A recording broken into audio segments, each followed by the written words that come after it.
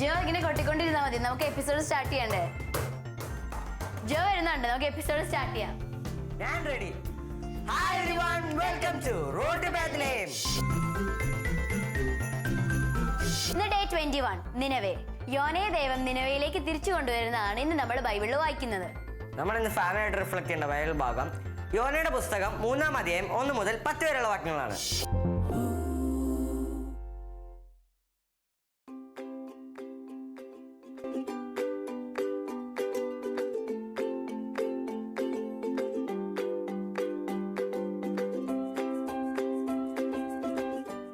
യോന പ്രവാചകന്റെ പുസ്തകം 3-ാം അധ്യായം 1 മുതൽ 10 വരെയുള്ള വചനഭാഗത്ത് യോന നിനവയിൽ പോയ സംഭവമാണ് വിവരിക്കുന്നത്.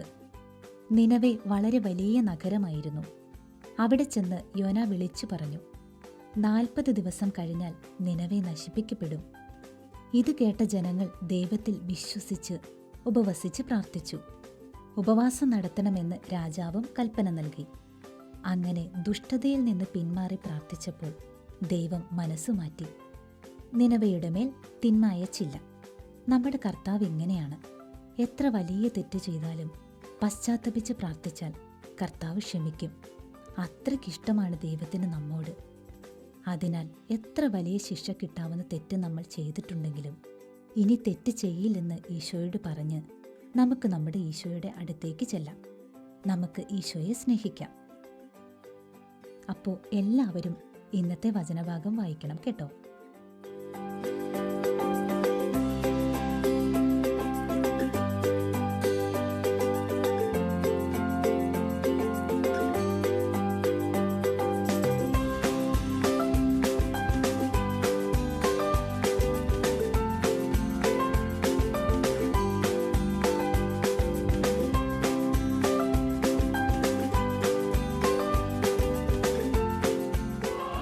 ഇന്നൊരു ക്രിസ്മസ് റിലേറ്റഡ് സ്റ്റോറിയാണ് നമ്മൾ കേൾക്കാൻ പോകുന്നത്. എല്ലാവരും റെഡിയല്ലേ?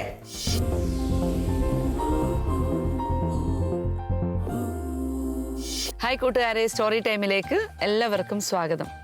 ബോക്സർ ഡേ എന്ന് കേട്ടിട്ടുണ്ടോ നിങ്ങൾ? ബോക്സർ ഡേ ആയിട്ട് സെലിബ്രേറ്റ് ചെയ്യുന്ന ദിവസം ഡിസംബർ 26 ആണ്. ഇതിൻ്റെ തുടക്കം ഇംഗ്ലണ്ടിൽ നിന്നാണ്. ഇംഗ്ലണ്ടിൽ നിന്ന് തുടങ്ങിയെങ്കിലും പല രാജ്യങ്ങളിലും ഇത് ഇന്ന് ഈ 26th ബോക്സർ ഡേ ആയിട്ട് സെലിബ്രേറ്റ് ചെയ്യുന്നുണ്ട്.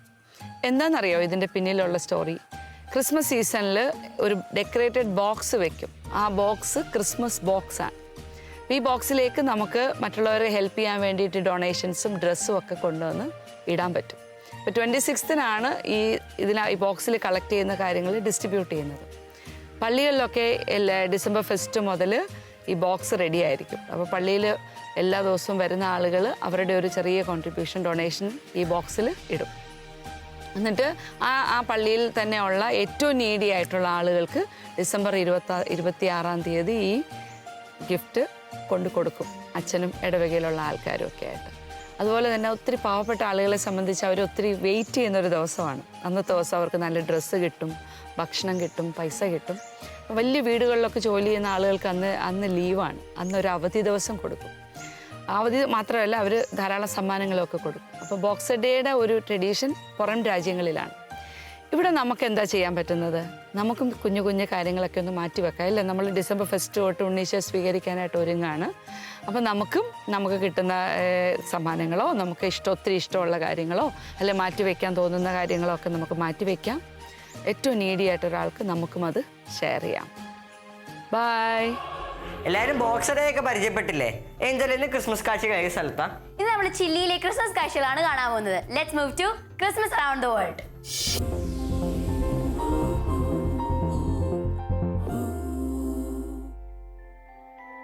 ചിലിയുടെ ക്രിസ്മസ് ആഘോഷങ്ങൾ വേനൽ അവധിയുടെ പകുതിയോടെ ആയതിനാൽ വളരെ ഊഷ്മളമാണ്.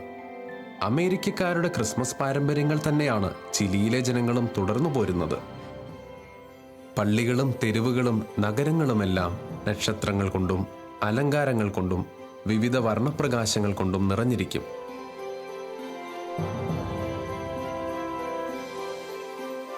നവംബർ അവസാനത്തോടെ തന്നെയാണ് ചിലിയിലും ക്രിസ്മസ് ആഘോഷങ്ങൾ ആരംഭിക്കുന്നത്. അപ്പോൾ മുതൽ ക്രിസ്മസ് മാർക്കറ്റുകളും സജീവമാകും. ഈ ദിനങ്ങളിലെ രാത്രികാലങ്ങളിൽ ഇവിടുത്തുകാർ നയനമനോഹരമായി തീർന്നിരിക്കുന്ന തെരുവുകളിലൂടെ ഷോപ്പിങ്ങിനായി പോകുന്ന കാഴ്ചകൾ ഇവിടെ സാധാരണമാണ്.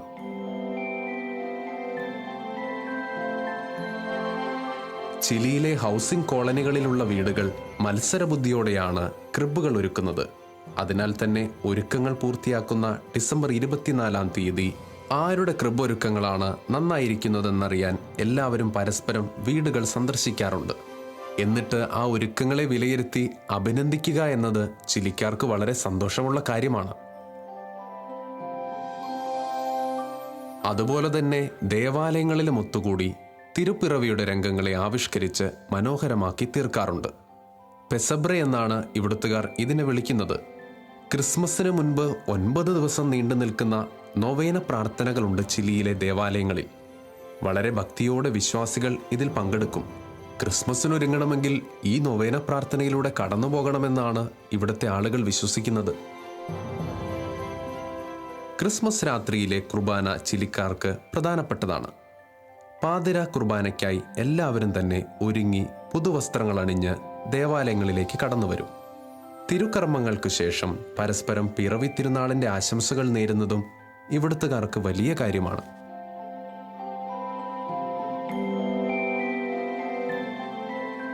ചിലിയിലെ ആളുകൾ ക്രിസ്മസ് പാപ്പായെ വിളിക്കുന്നത് വിജീനോ പാസ്ക്യൂറോ, ഓൾഡ് ക്രിസ്മസ് ഫാദർ എന്നാണ്.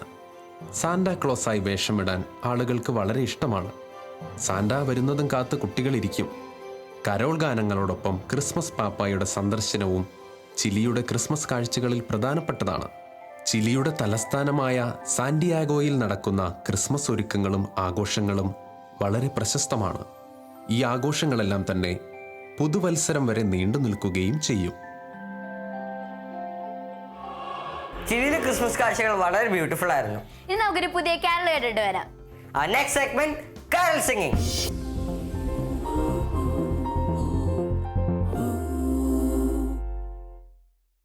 എല്ലാവർക്കും നമസ്കാരം.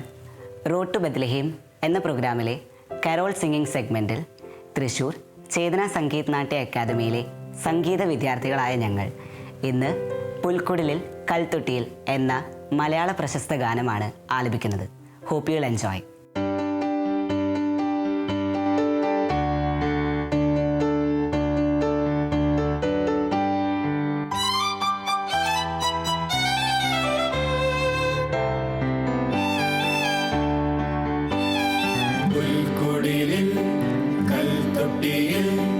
മറിയത്തിൻ പൊന്മകനായി പണ്ടൊരു നാൾ ദേവസുതൻ പിറന്നതിനോർമദിനം.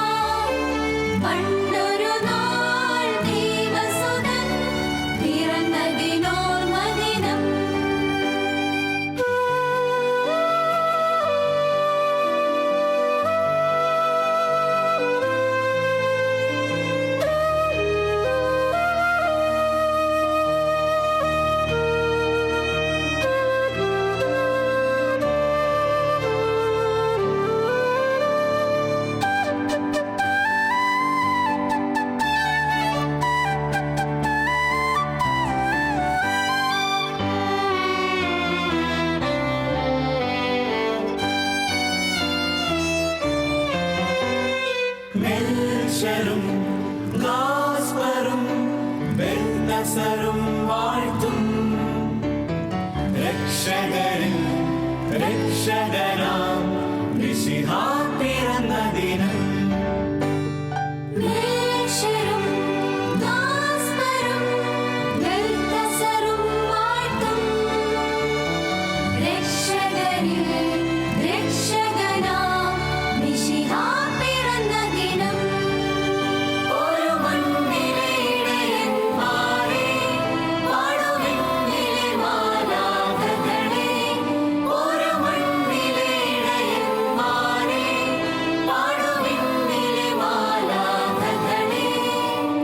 പാലും തമ്പുരും കിന്നരവും താളവുമായി പുൽക്കുടിലിൽ കൽത്തൊട്ടിയിൽ മറിയത്തിൻ പൊന്മകനാ പണ്ടൊരു നാൾ ദേവസുതൻ പിറന്നതിനോർമദിനം.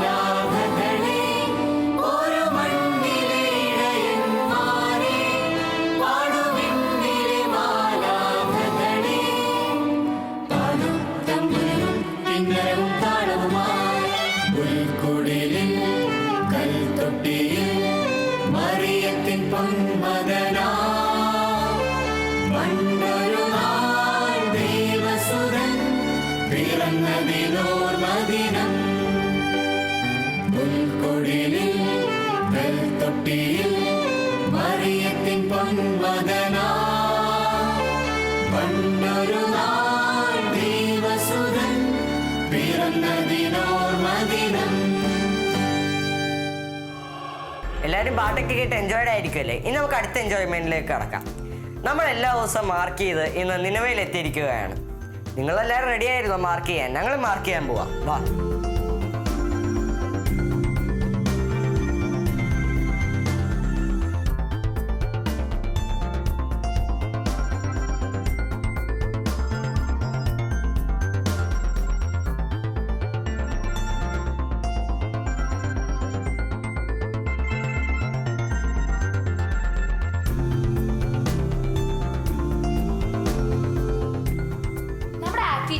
ഇന്നത്തെ ആക്ഷൻ ഇതാണ്. നമ്മൾ ആർക്കെങ്കിലും ഒരു ക്രിസ്മസ് ഗിഫ്റ്റ് പ്രിപ്പയർ ചെയ്ത് ഇന്നലെ നൽകിയ ചോദ്യത്തിന് ഉത്തരം മത്സ്യത്തിന്റെ ഉദരത്തിൽ കിടന്ന്.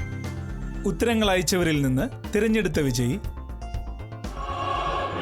AS ജെറിൻ, NTPC, ജ്യോതി നഗർ, രാമഗുണ്ടം, തെലുങ്കാന. നിങ്ങളുടെ ഇന്നത്തെ സമ്മാനത്തിനുള്ള ചോദ്യം ഇതാണ്: എത്ര ദിവസം കഴിയുമ്പോൾ നിനവെ നശിപ്പിക്കപ്പെടുമെന്നാണ് യോന പറഞ്ഞത്? ഞാൻ ഒന്നുകൂടെ പറയാം. എത്ര ദിവസം കഴിയുമ്പോൾ നിനവെ നശിപ്പിക്കപ്പെടുമെന്നാണ് യോന പറഞ്ഞത്? വേഗമാവട്ടെ, നിങ്ങൾ ഉത്തരങ്ങൾ എഴുതി അയക്കുക. അയക്കേണ്ട നമ്പർ 9605818881. ഞാൻ ഒന്നുകൂടെ പറയാം, 9605818881. ക്രിസ്മസ് ഒരുക്കത്തിന്റെ സന്തോഷകരമായ യാത്രയിൽ നമ്മൾ 21-ാം ദിവസം നിലവിൽ വന്നു നിൽക്കുകയാണ്. നമുക്ക് നാളെ വീണ്ടും ഒരു പുതിയ സ്ഥലത്ത് കണ്ടുമുട്ടാം. Until then, Take care. Bye.